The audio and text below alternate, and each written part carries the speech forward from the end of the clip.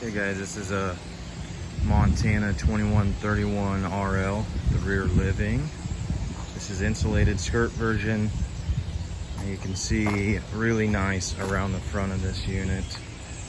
Snap there in the center just to keep that all nice and tight around that radius. You got drop down with 2 snaps all the way along the baggage doors to the back. Slide, same here, 2 snaps. Just keeps it nice and closed. Velcro on all the seams. This one's got a short panel in the middle just because the slide's probably a good 12-foot slide, 10-foot slide. A couple more snaps there, nice and closed. There's probably a couple foot of material on the ground around the rest of it, and then about 1.5 feet around the slide. So nice and around the corners, underneath the ladder. Same here, same big slide out on this side. Nice and buttoned up. I love the new stairs. Keystone putting on the new stairs is awesome because you can just keep a nice seal all the way under it.